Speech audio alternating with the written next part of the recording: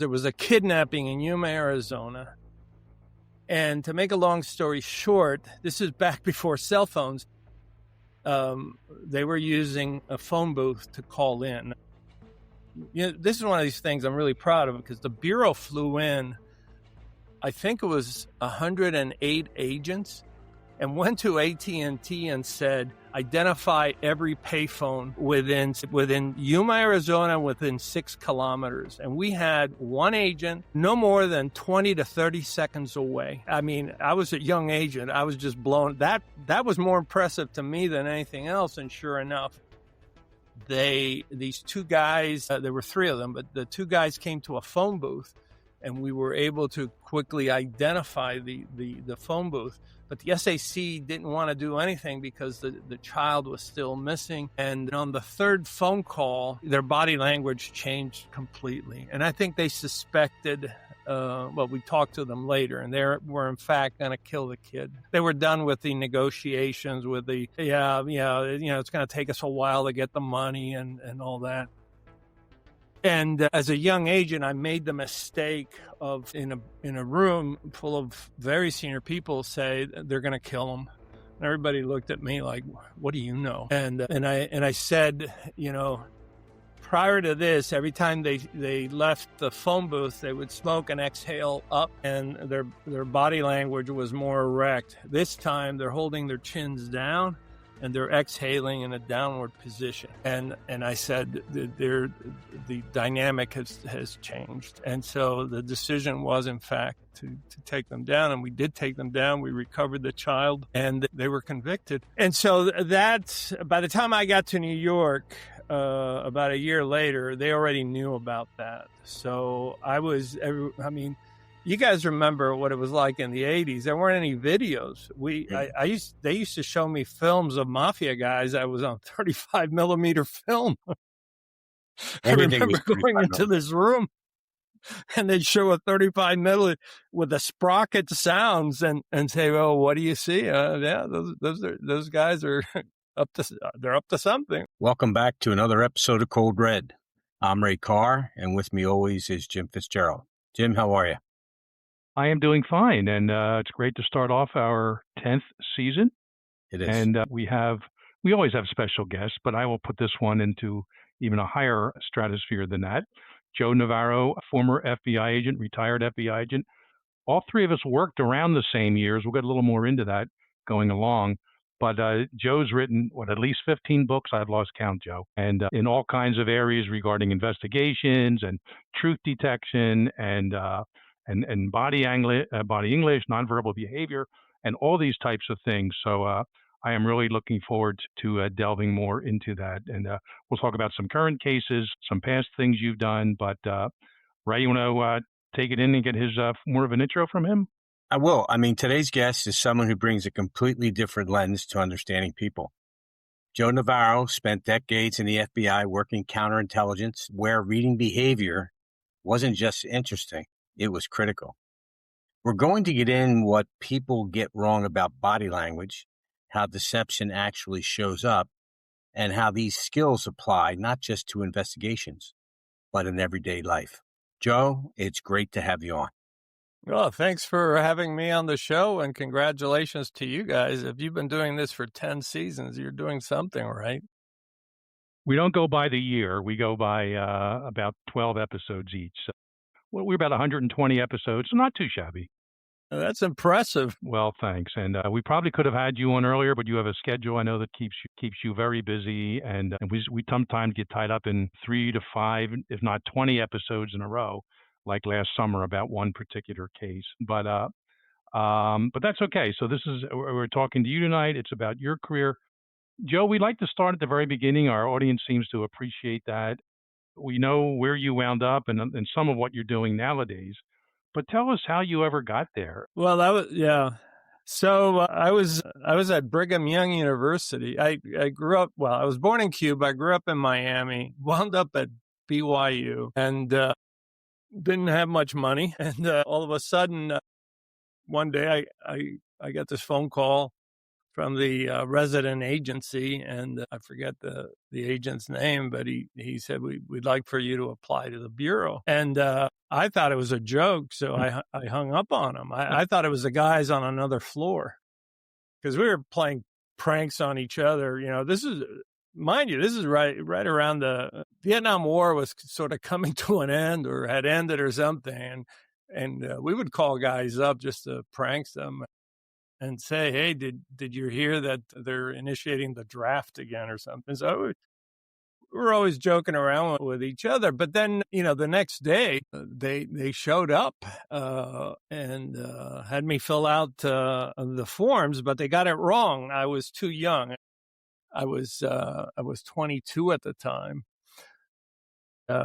So they had me fill it out and said, okay, we'll put it on hold for another year. And then the following year, I was 23. I just barely turned 23. And then, I was admitted into the Bureau. And then my first office was in Phoenix, Arizona. And then I was sent to the Yuma resident agency, where I worked mostly crime on Indian reservation. So I covered everything from Lake Havasu all the way down to San Luis, Sonora, along the Colorado River. And then I was transferred to New York, and that really began my, what was then Division 5, the national security stuff, the Soviet Union, Hungarians, the East Germans, and so forth.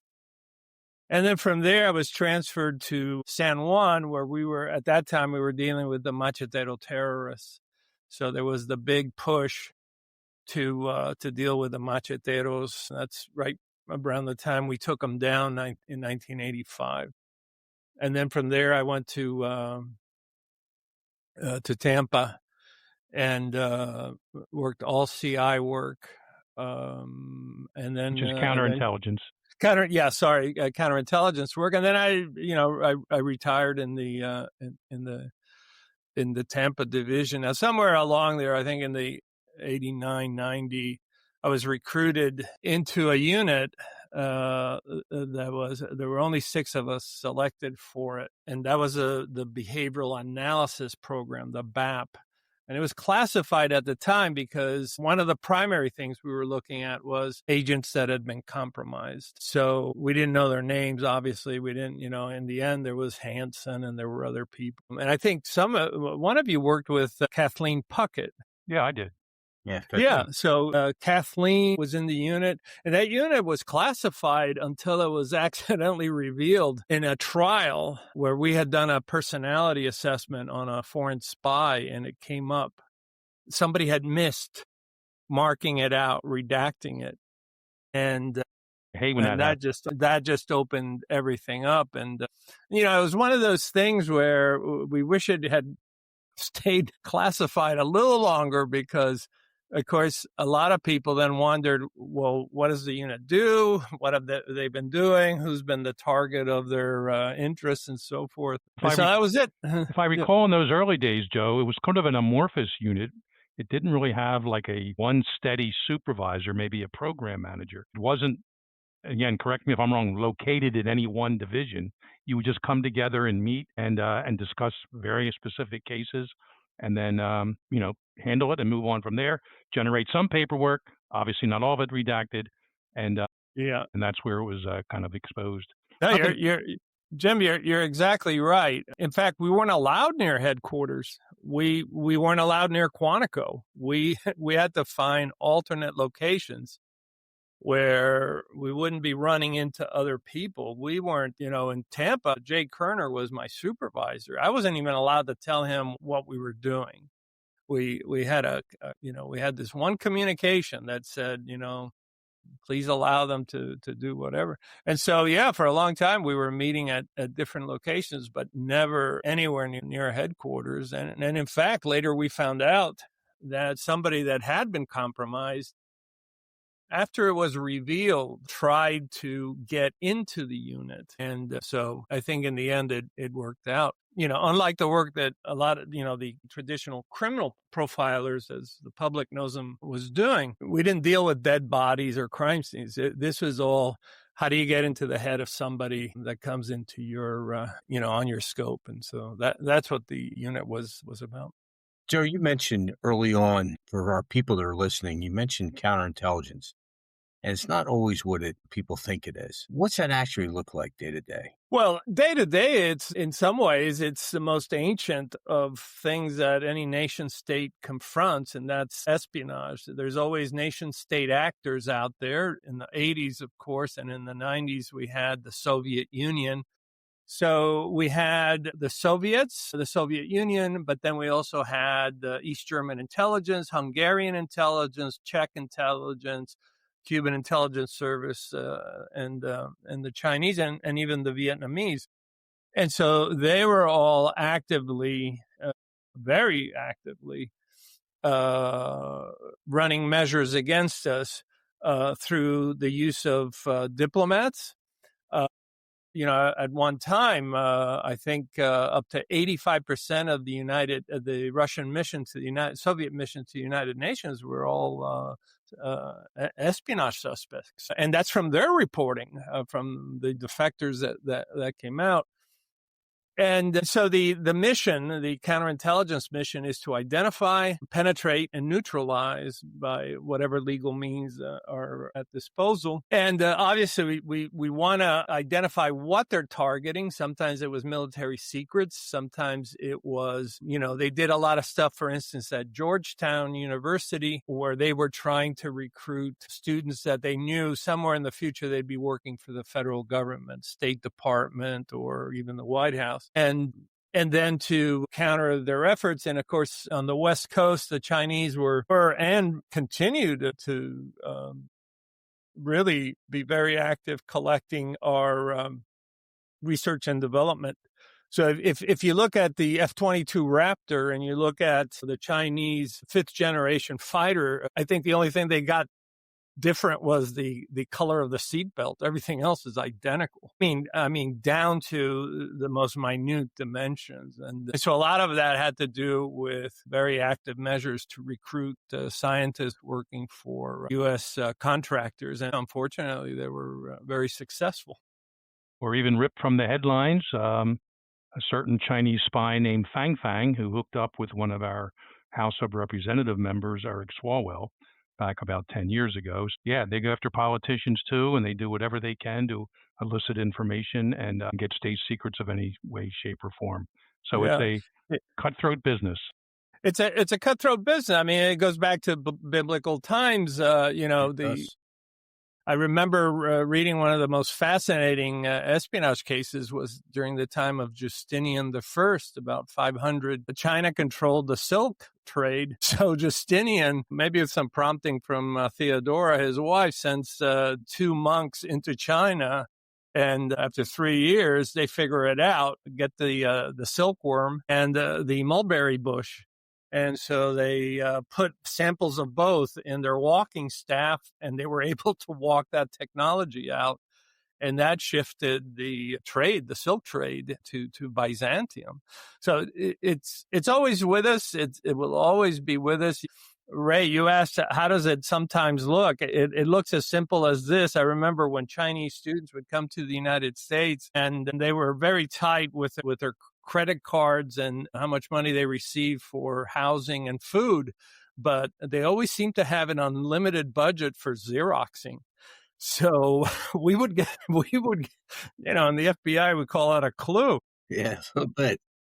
We would get these interesting calls from people that would say, this guy's always scrounging for money for food and so forth, but he's got this credit card and he sits here at the Xerox machine and he's Xeroxing all this technology all the time. And they would, they were so blatant about it. They would literally walk it into the mission there in San Francisco in laundry bags. And then they'd go in with it full and they'd come out with it empty.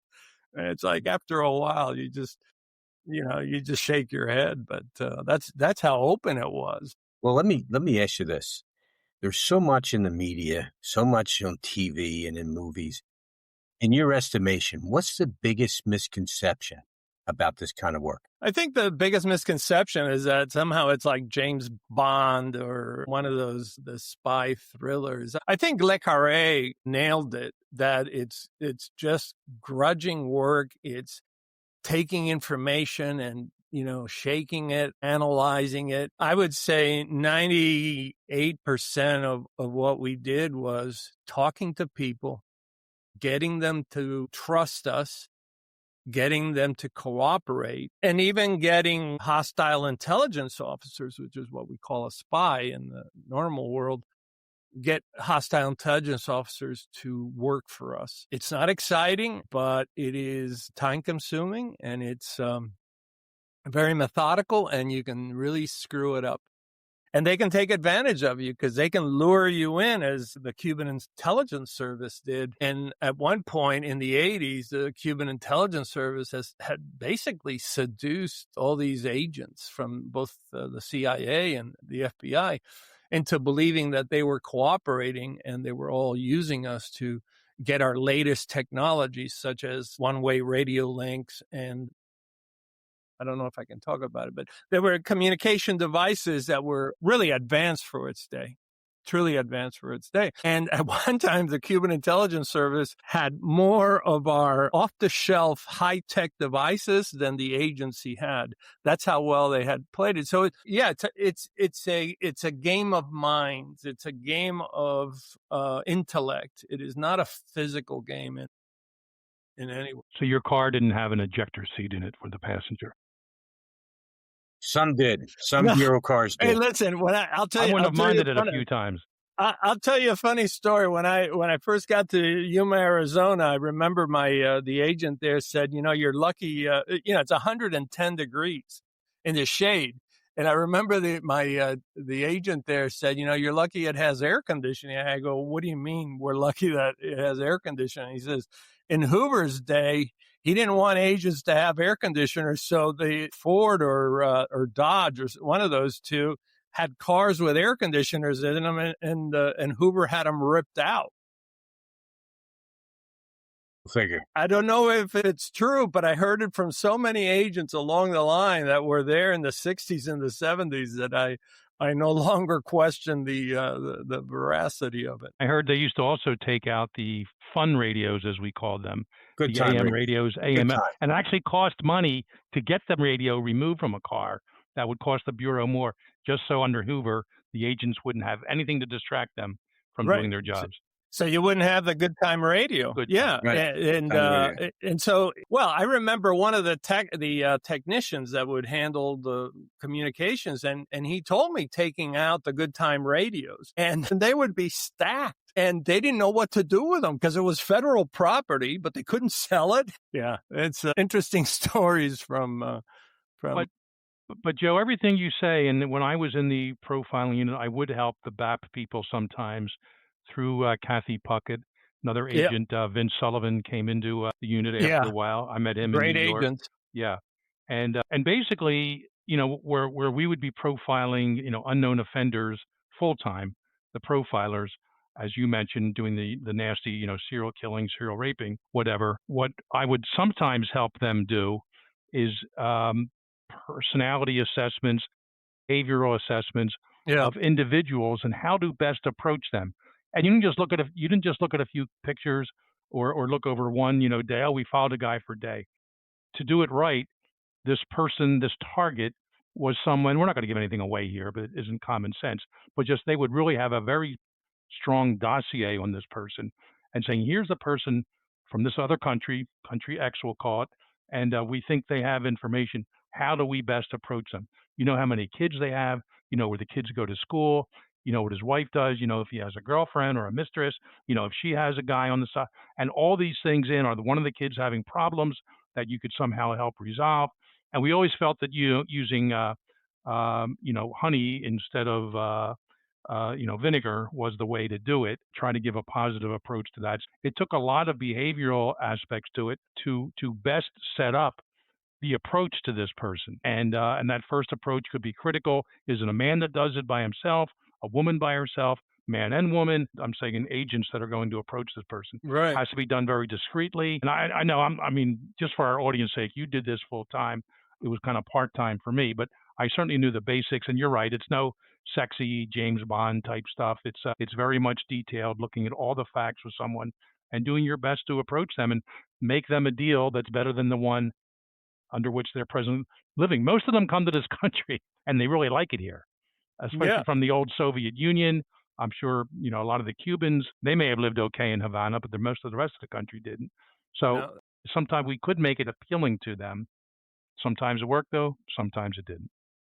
no, you're exactly right. I mean, remember things that triggered a lot of positive operations, and they were based on finding out that somebody's grandmother needed medicine and couldn't get it behind the Soviet Union, and we stepped right up. In another case, we were successful in New York. Gosh, it's been so long now, but it was basically based on just being friendly to these individuals who were like third rung at their respective embassy, and they were treated like dirt. And so to have somebody smiling at them, somebody being cordial, it opened doors for us. But I don't remember anybody ever responding to any kind of pressure. What I do remember is looking for what we called then, and I probably still do, is, well, what are their exploitable weaknesses? One of the exploitable weaknesses is just the lack of humanity that often exists in a bureaucracy. And so taking advantage of that, we know, I can't name the individual, but we know of one individual that was recruited by the Chinese. When we looked at his folder, come to find out that in 20 years of working for the federal government, this guy had never received one attaboy, one nice letter of commendation, not one nice, there was literally nothing positive in his file. And yet when he returned or went to China on a visit, he was treated with kindness. He was shown around. He was, he had buffets of food would show up and so forth. And so for them, it was very easy recruitment. So, those are the other things we were looking at is, well, who here is highly exploitable right now? And that was part of it.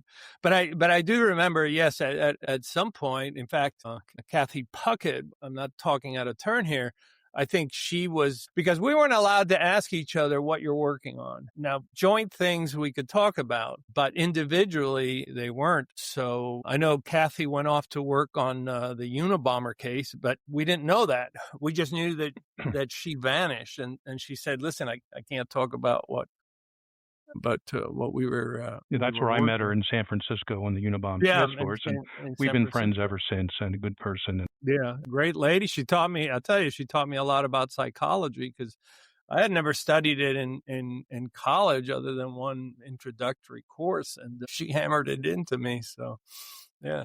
Joe, somewhere along the way, you developed a interest, a tradecraft, and we'll let you use the terminology, but certainly nonverbal behavior, and deception, detecting, body English, some people call it. Yeah. My career is spoken or written English in terms of linguistics, but certainly what you do is as valuable as that in terms of measuring and attempting to size someone up. Tell us where the seed was planted for that and how that all played out to a successful career even after the Bureau in what you're doing. Maybe even more so. Although it's, I just got back a few days ago from the University of Miami, and they were asking me, well, what's the most important thing? And I said, yeah, don't worry about push-ups and sit-ups. I said the best agents were the best observers. And if you're a good observer, and if you're a person that can get along with others, you're going to do great. Because, the Bureau is about, you're in the people business. You're in the business of people and getting them to trust you. But I think my journey, I was born in Cuba, came to America, didn't speak English. And so I started to rely on the body language of, is this person happy to see me, not happy to see me? Very binary type things, approach. and so forth, but just becoming very sensitive to that. And I've told this story several times, and I had, started to make notes. I didn't have very many friends when I lived on 69th and Harding in Miami, and it was just old people. I was the only youngster there, but at the time, apartments were really very inexpensive. We lived in a place that cost $27 a week. So, and there were 6 of us there. So, if you can imagine that in its day, and but I kept a journal of observations and silly stuff. Why do birds land on a power line equidistant from each other? I mean, what causes that, and why is it that the first 3 people in a bus line set the distance that will follow beyond them? And so if the first 3 are very wide, then everybody else seems to do that. And these were the things that teachers couldn't answer. So I just kept keeping notes. So by the time I was entering university, I had quite a catalog of observations. When I got there back in the, 71, there were no classes in body language or nonverbals or anything like that. And so I just took it upon myself to study principally from anthropology, because I love the observations of, for instance, in the Trobriand Islands in the early 1900s, the observations that were made of people that lived with very relative little Western contact and so forth. So you had some very pure observations, and so anthropology I got into a lot, and then just began to teach myself everything that was out there, because you couldn't. Now the University of Arizona has a doctoral program, but these things didn't exist. To the point that by the time I got into the Bureau, it was really about, I had such an advantage because you can observe things and you've already validated them. So, you know that when people are struggling with something or they're anxious, there'll be a lot of neck touching. Women touch the suprasternal notch. Men will grab their necks more. They're actually stroking the vagal nerve. And anytime there's something negative, you see a lot of lip compression.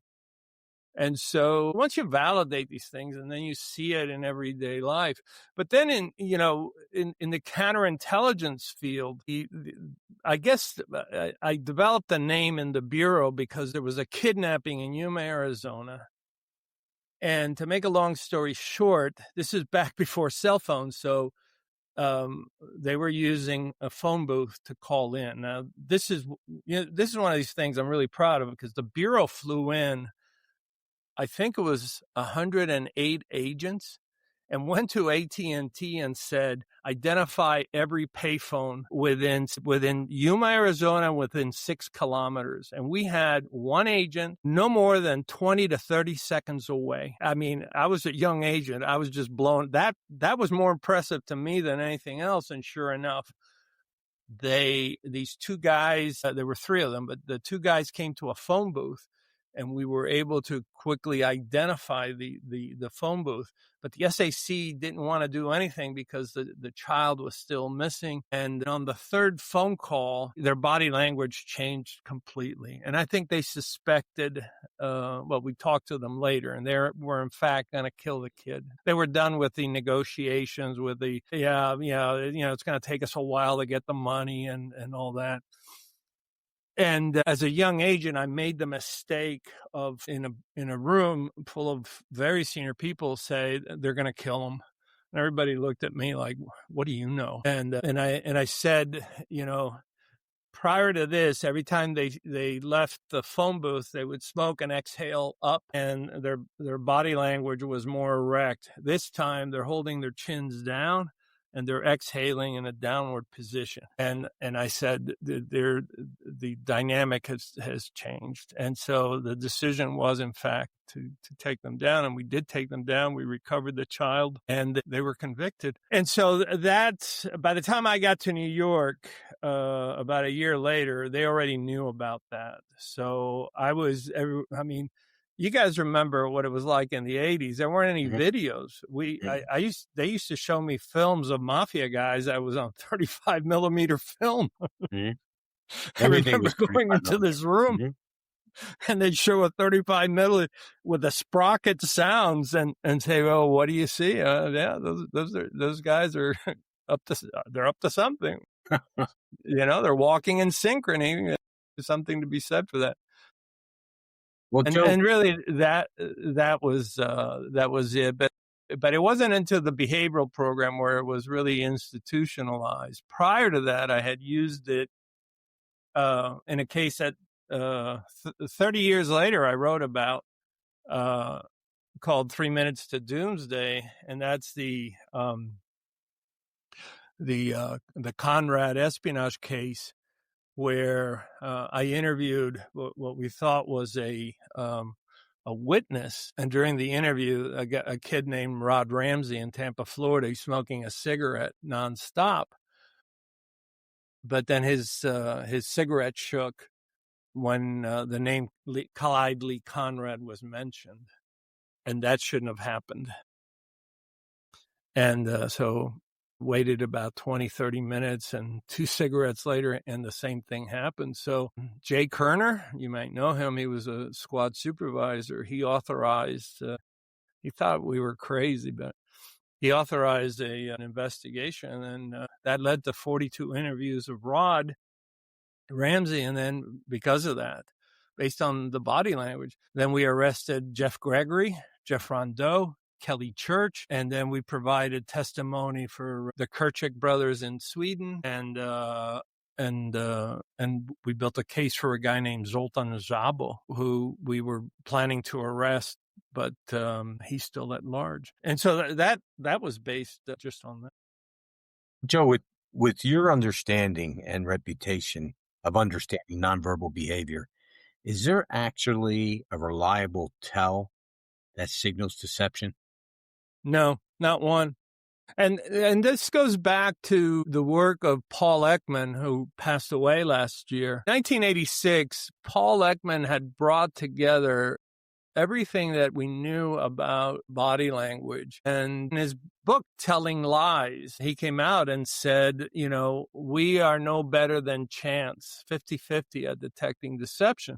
And then that went on to be, that was one of the experiments that was repeated by Mark Frank up in Buffalo, Judy Burgoon in Arizona, Joe Koulis, University of Chicago, Aldert Vrie in the Netherlands, and David Matsumoto, University of San Francisco, and said, "Sorry, mate, but there's not one clue indicative of deception. There are clues indicative of stress and anxiety and psychological discomfort. But those can be based on, for instance, how many people are in the room, how aggressive the interviewing is. For instance, if I sit directly in front of you and stare at you, I can elevate your heart rate. And so we'll see more pacifying behaviors, self-soothing behaviors. But to this day, it's been clearly shown. And the problem with that is that a lot of people, I remember being taught, you can detect deception, And that's how you ended up with 210 DNA exonerations. So these are people that were lined up to be electrocuted, 210 of them, where not one police officer could identify the fact that these people were telling the truth. The assumption was that they were always lying, and that the nervousness and tension was in fact based on environment and other things. 210 cases where they were exonerated through DNA. They were able to later show that that was not the DNA that was found, either vaginally or blood or anything else. And so I wrote about it in Psychology Today, and it's like, and that's what happens when you teach this. When a lot of police departments at the time were teaching this, and it just gets you jammed up, because then you think you're identifying deception, where in fact you're not. Well, if someone is listening in our audience today, and they want to be able to better start reading people, what are 2 or 3 things that they should focus on? Yeah. Well, first of all, don't sit directly in front, because I can now live. I did this experiment, University of Miami, now with these Apple watches that measure blood pressure and stuff. I was able to cause everybody's heart rate to go up on command by just changing how I looked at him and where I stood. His angle a little bit creates some sort of psychological comfort, and look for reactions to specific things. So I'll give you an example. On the Parker Indian Reservation, that was a guy in there. He was bad.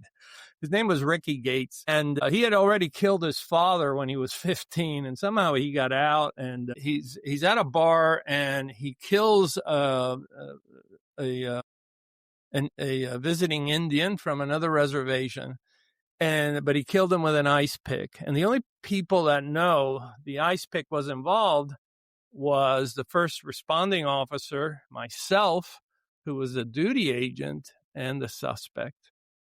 And so, over the next 2 days, we find out that these guys had been arguing with each other in the bar, and nobody saw any violence, but there was that. So I go up there, and I, do the usual investigation. I sat down with Ricky, and I, in the polygraph exam, you have what's called the hidden key or the peak of tension test. And so for me, it was really very easy. So I said, okay, Ricky, you say you didn't kill this guy, but if you had, would you have used and I don't know why, maybe because I was born in Cuba. I said, would you have used a machete? And he's like, what is that? And I said, well, it's a long knife. And no. Okay. Would you have used a gun? No. Okay. Would you have used a hatchet? No. Would you have used a rifle? No. And then, eventually I said, Ricky, would you have used an ice pick? And his eyelids came down, and his chin just sunk. And he didn't say anything for a few minutes. And I said, Ricky, come on, and I just lucked out. He confessed. I'll never forget, Gary Scales was the assistant U.S. attorney at the U.S. Attorney's Office in Phoenix. When I told him this story, and he said, I wouldn't have told you anything. And I said, he didn't, but he did. His body reacted to something negative, and he confessed to that. But it was also very similar to a case I had. I don't know if you guys remember, we used to work what were called wounds. These were it was the nomenclature for guys that had been drafted but then ran away. Right. Yeah. Mm-hmm. Desertees or deserters, whatever. Deserters. 42. Right. 42. Right. Yeah. So I worked a lot of those, but one of them, as it turns out, had shot a New Jersey patrolman. And that's something, as you know, in the Bureau, we take very serious. You don't hurt law enforcement. So the guy had been missing. The mother lived in Yuma, Arizona. And so I went to the house, and of course I'm being careful and so forth. And she doesn't want to come out. She's at the door, and that's fine. I was concerned for my safety too. And I forget what her name was. It might have been Mrs. Weller or something like that. And I said, well, have you seen your son? No, I haven't. Okay. And so then I just, out of the, and there was another agent with me. And I said, well, is it possible that when you go to work, your son comes here because he has no other place to go and he hides in the house? Is that possible? And she immediately grabbed this hair. So this is the suprasternal notch. And this is the one place in the body where electricity, fluids, food, everything flows through this area. It's the most sensitive area. So it's the area that, from an evolutionary perspective, we tend to cover anytime there's a threat or we feel anxious. And if you're listening, it's basically the bottom of the neck, as opposed to watching us right now, right? Right. It's at the bottom of the neck. It's right at the top of the sternum. It's where in essence, the throat begins. And so she covered that up, and I noted it. Now, my partner, Scott, he was writing, right? So, and he didn't notice that. So we talked about a few things, and I said, well, we're very concerned. We don't want him to get hurt because, an officer in New Jersey has been hurt, and we would rather take him into custody here so, we can be assured that he'll be brought before a judge and all of that. And once again, I said, are you sure that he doesn't sneak in here and hide? And once again, this came up. And to make a long story short, so I looked at Scott and he was ready to go. And I said, no, I said, let's do this. Just let us go through the house, and that way we can just write this one off and we never have to come back. And she did. And sure enough, he was hiding in the closet. I don't know if you remember the movie E.T. where the little creature was just like that. Yeah, he was hiding under there. clothes. But what the scariest thing is he had a gun. And he could have taken us out. To this day, my hair stand up because I could have been shot that day. This was before, we all had the bulletproof vests. We wore them every day. Yeah. And we were able to arrest him, and New Jersey wanted him. They wanted him so bad they flew 2 state troopers to pick him up after the removal hearing. But so I wasn't looking for deception. I get this question all the time. What was I looking for? Reactions to a stimulus that in both cases, these people had some sort of guilty knowledge. Now, somebody asked me, and it's in one of my books. I think it's in the book, What Everybody Is Saying. I talk about, how in the Bureau we had these specials all the time. And this is when you got to put everything down and help out. This lady was brought in, and it's a white-collar crime, and I hadn't worked white-collar crime. So I sit her down, and as you guys both know, Jim and Ray, most of the time, the first 20 minutes, 30 minutes, we're just trying to get people to calm down because they're not used to being interviewed by agents. They don't know what's going on. They want to know if they're in trouble. And I'm being very nice to this lady. I'm actually reading the case file because I wasn't up on the case. But I'm noticing that over time, now I'm seeing displays of what I call psychological discomfort. There's a lot of, and Jim, you do this a lot. You do the filtral pull. So these are the filtral columns. You'll pull them down, right? And she was doing that. She was ventilating the back of the hair, a lot of neck touching with the back of the hand. And she's just becoming a little restless. So I'm thinking, okay, Joe Navarro, you're supposed to be really good at this stuff. And I said, ma'am, you look like you got something that you got to get off your chest. And she says, I'll never forget this. Oh, Mr. Navarro, thank you. Because when I parked downstairs, I only had 2 quarters and the meter's running out. And all the behaviors were there, all of them. And so I tell young officers, yeah, but what was causing it? And that was a very humbling session because I kept seeing all the right things, but so we went downstairs. We put this is back when you could still put quarters in the meter in front of Zach Street here in Tampa. And come to find out, somebody had stolen her ID and used it for some sort of fraud. So she wasn't involved. So there's the positive and the negative of it. But and obviously, when you ask people, nobody comes up to you and says, "Hey, Jim, are you trustworthy?" You had a great reputation in the Bureau. And Ray, nobody said, "Yeah, is this guy trustworthy?" We assess for trust non-verbally. We assess for competence, right? You go out on the rifle range, as we used to do every few months, and you could tell, okay, this person needs some work. And so a lot of the things that we do are really nonverbal. They just go to the back of the mind or the subconscious. Yeah. It's interesting, all that. And I always look at the word, when I look at written language, or in most usually spoken language, I know this ties right into, Joe, what you were just saying. There I am scratching my lip again. I'm self-conscious about that. No, I made you nervous. No. But I like to, when I'm doing instructing or teaching, there is no human lie detector. I know there's supposedly a former Mossad officer who goes around with a certain teaching program. There's some interesting statement analysis aspects he puts out there, but he's not a human lie detector. No one is.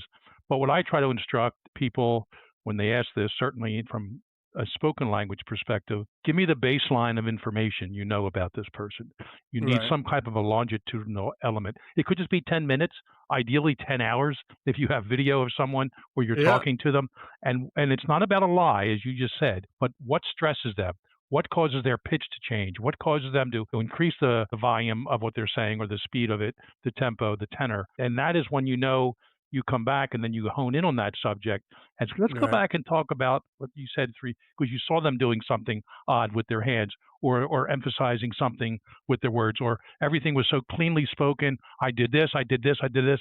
And then all of a sudden, yeah, around 8 o'clock that night, or maybe it was 8:30 when everything was very specific before. So it's the baseline of information that can Yeah. lead you as an investigator, as Yeah. a behavioralist, not to say you found a lie, but to hone in on something and then try to get the accurate information of what happened. I think we're both saying that the body gives that away subconsciously or unconsciously at times. It also can be that way in speech, although sometimes, of course, people will try to alter that on their own, which is usually a giveaway in Yeah. and of itself of something amiss. I mean, I'm familiar with your work, and you're exactly right. All of a sudden they go from specifics to vagueness. All of a sudden there's this quantum leap in time. All of a sudden they say, well, later, later when? Like 2 minutes later or 4 hours later, right? It's like, well, just later. And what's interesting is how often we let people get away with that. Yeah. Where, we want a full of, I always say, you want a full accounting of all behavior and all time, not just behavior and not just the time, because you can fudge with both. But if you bring both into the equation, then all of a sudden it really changes things. And so to look for what's missing, or to look what appears to cause psychological comfort. And so what do we do with those things? Well, we try to hide it, go over it, obfuscate it, all sorts of things. But again, it's the art of, if you were to break it down, it's the art of observation. It's just minute observation.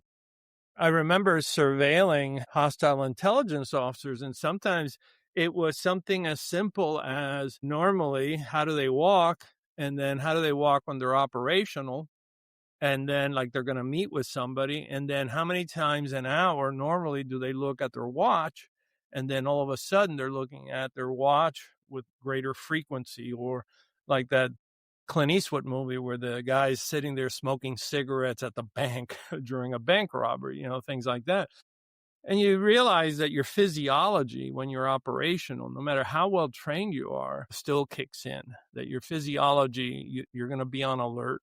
That your whole body is going to be acting different because it's in a survival mode. Where's surveillance? Where's the FBI? Where's the bad guys? I have to meet this person, and I've usually brush contacts are at 90 degrees. So I've got to be at this place at this time precisely. So, there's a lot more time watching, and they're giving this information away. And it really is about observation.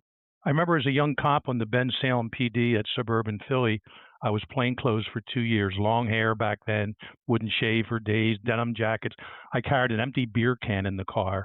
I had permission, a memo on paper. It was empty to make it look like if someone's checking me out, I just casually pick up this can. It was empty, but it looked like, oh, he's a dirtbag like me drinking beer in Yeah. the middle of the day.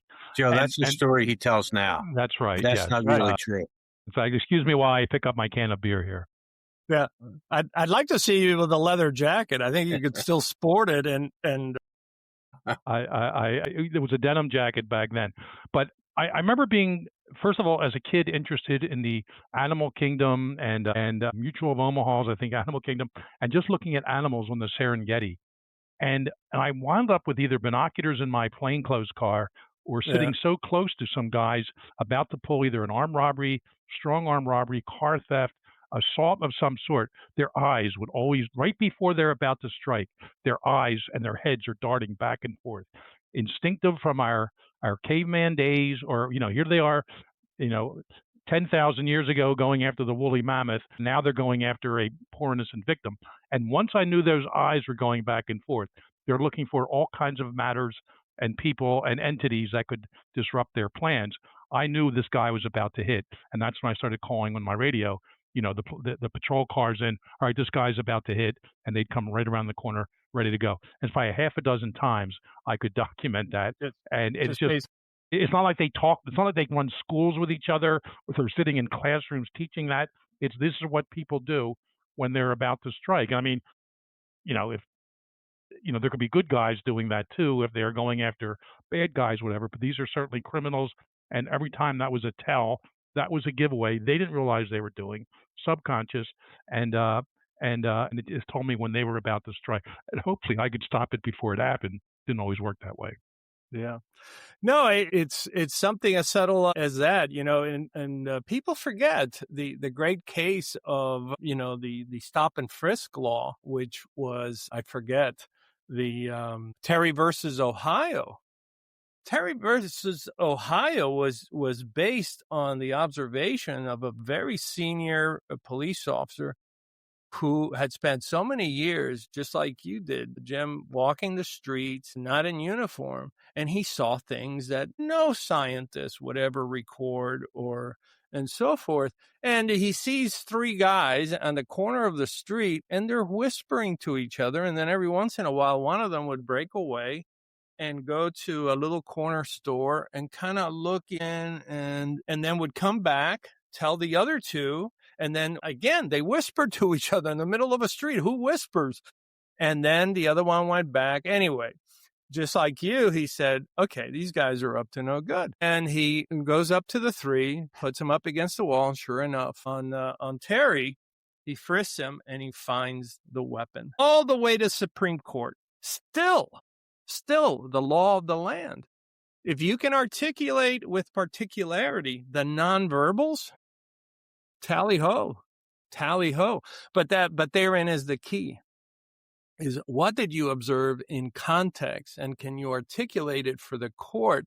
And it is one of the few exceptions to the Fourth Amendment, and it's based totally on body language. He never heard them say one word, and it's still the law of the land. So when I gather with students, I said, learn to observe and be able to articulate, as you said, those eyes were moving in a way that most people don't react that way. There's some questions that came from our audience when they heard you were coming on. Let me throw this one question at you, Joe. Yep. In the era of Zoom and remote interrogations, how much of your ability to read someone is lost when you can only see him from the chest up, like we are today? Well, I think it's awful. I think it's terrible for many reasons.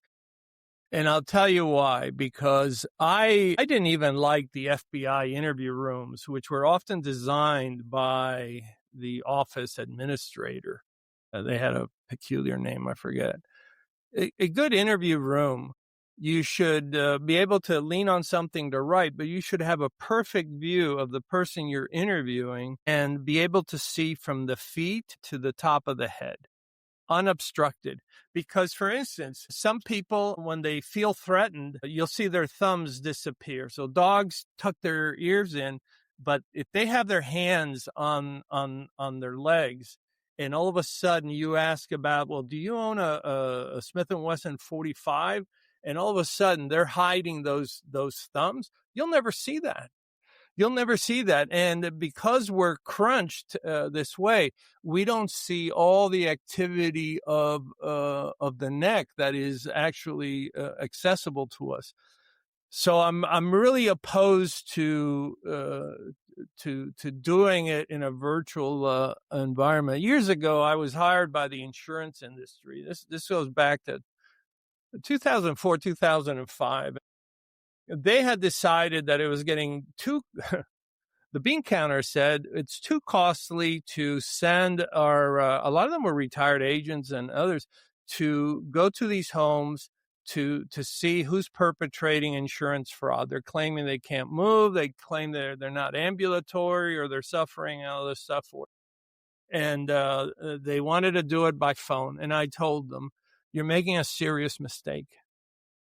You're concerned about $1,200 to $1,500 per visit versus what you're going to be paying to someone. And it only lasted a few years because they were losing millions of dollars instead of thousands of dollars. Because over the phone, no, sorry, my husband, he's feeling really bad. Are you okay? So there was all that performative stuff, and there was no way to test any of it, and they lost millions of dollars over that. So I'm still a firm believer in being able to observe fully everything about the person. I don't think it serves us well in any way. Yeah, and real quick, all due respect to the questioner, but it wouldn't be an interrogation if it was remote. Correct. I mean, interrogation by definition has a whole different, concept to it. So, and that's fine for our audience question, but that it wouldn't. You can do a casual interview, a very basic fact interview, but Joe, as you very eloquently stated, you got to be there in person, ideally seeing the whole body from the tips of the toes to the top of the head. Yeah. And look, I deal with a lot of, I can give you the date. It started in April of 2020, right? When all of a sudden, usually financial institutions, like your major financial institutions, will do anywhere from 8 to as many as 11 interviews for somebody that's being senior positions brought on board. Why? Because they're in charge of a lot of money, right? And all of a sudden they went to a virtual environment, and it was hell. It was so tough. And it was like, well, we don't get the same sense. We feel like something is being hidden and we just can't read it. And those are just work related interviews. Those aren't even forensic interviews. And for those that are listening, if you're applying for your job, the first thing is back up and make sure that at least from the third button here, they can see the hands.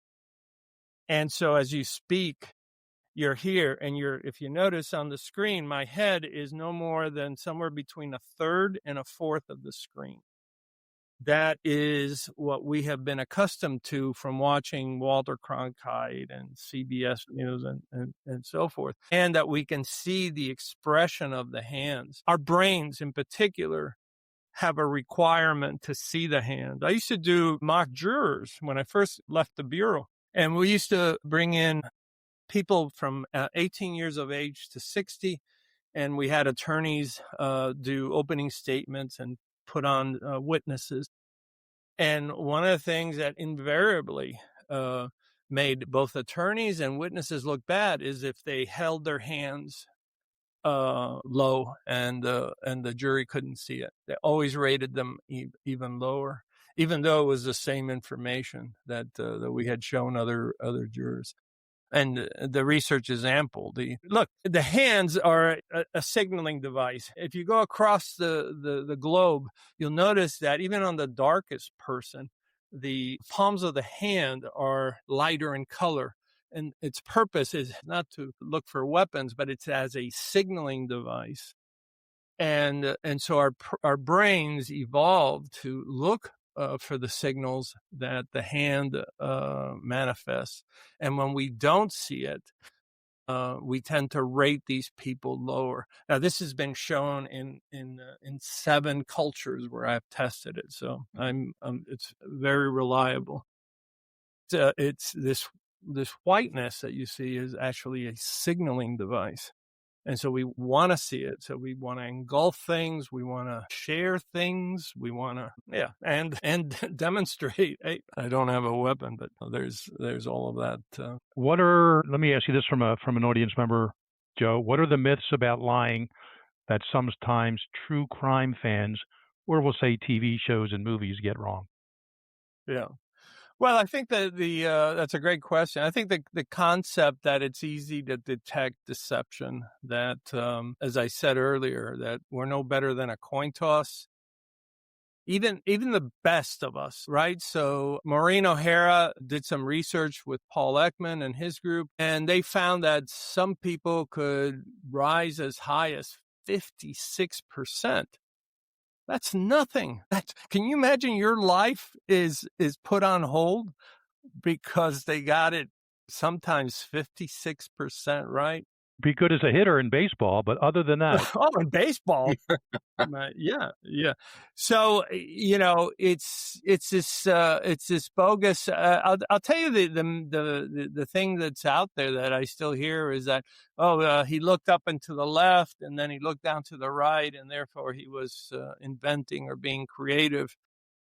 David Matsumoto and his people and others at University of San Francisco, 27 different studies. Is like, how many more studies do they have to do to show that there's no science between, where we look and so forth? People that are very creative with words, attorneys, writers like myself, I often think about how do I want to word that or what does that person really mean? And so our eyes shift, but it has nothing to do with deception. And I'll tell you, having testified in court many times, there's no quicker way to get sued than call somebody a liar and base it on body language. That is the easiest way to get sued because you're going to have you're going to have a truckload of experts come in and say, yeah, there's no science behind that. There's absolutely no justification for making that claim. Anxious, nervous, yeah, but why?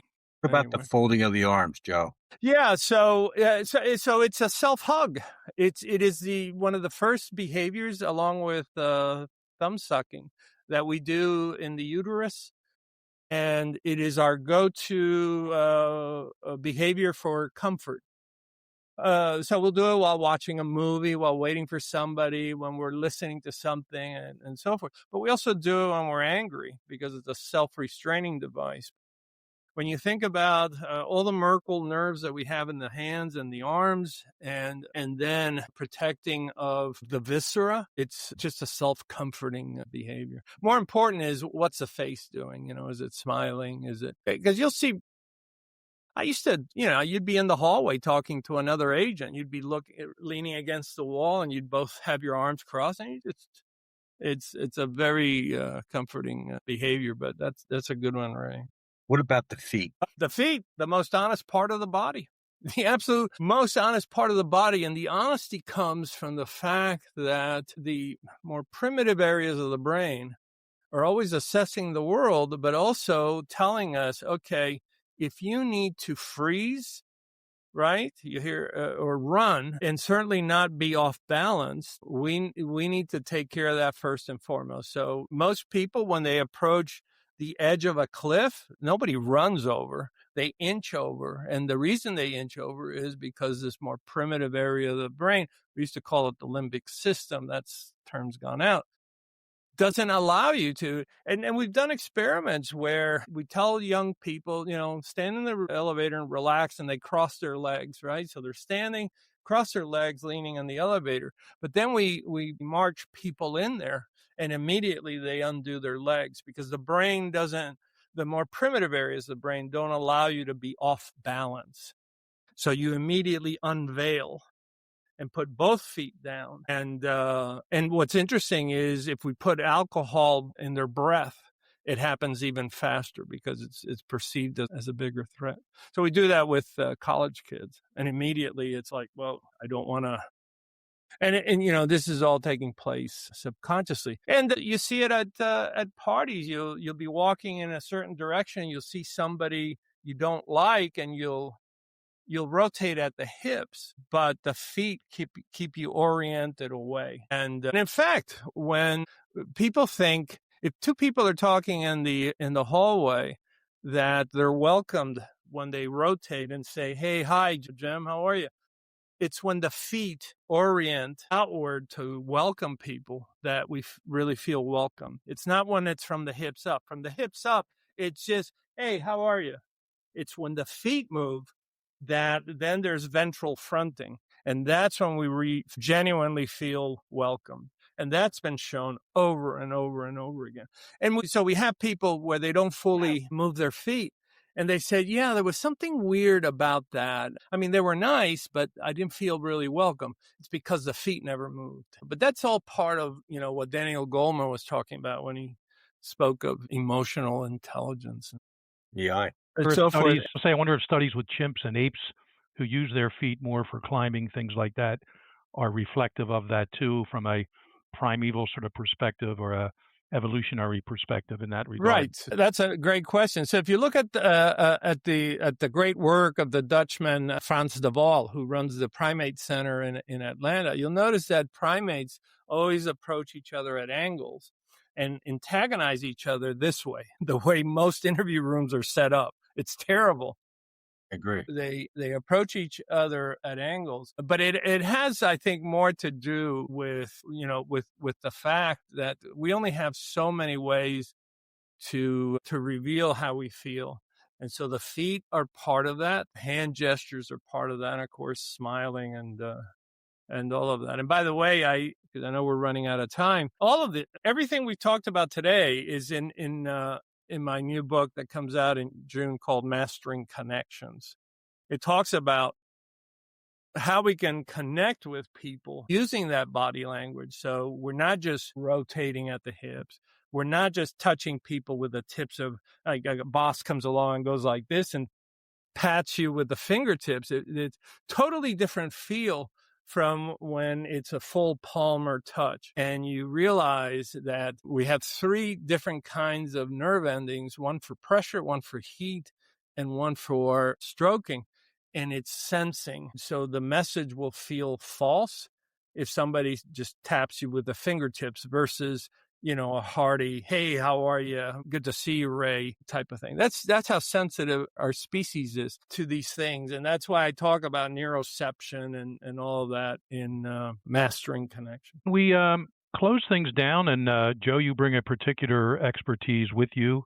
You worked in actual kidnapping in Arizona back in the day, and there is some body language exhibited in a very recent, I'm not going to use the word kidnapping, but abduction. Of course, I'm speaking of Nancy Guthrie in Arizona.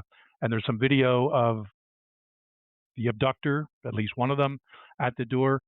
Closing up here, I'm sure you observed it. Any commentary, opinions based on the limited behavior that you saw with that person?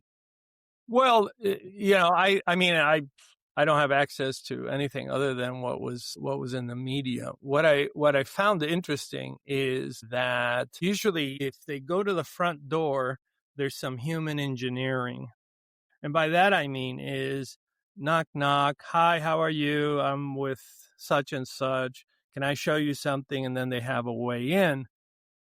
Versus some of the other kidnapping cases that I have on the outside been involved in, where, especially in Latin America, where it was just grab them as they're walking down the street or come in through another aperture, a door or a window, hide in the house, and then spring yourself on there. I can't contribute anything to the body language itself of how the person articulated. But I think there's some, a lot of times, in the absence of facts, we have to go with statistics. And sometimes we have to interpret a lot from very little, like an archaeologist. And that's what bothered me is if I was doing this and, why the front door? There's likely to be a Ring camera. Is there another sensor? So forth. Could there have been another way to get in? So that's really all. It's not much, but there actually was, Joe. They had the back door that was open, which both Jim and I looked at. We thought that was actually the entry point, and the front door was actually the exit point for them. Yeah, and that's why they approached it to remove the Ring camera. Yeah, well, and that alone tells you there's a small amount of naivete there. Mm-hmm.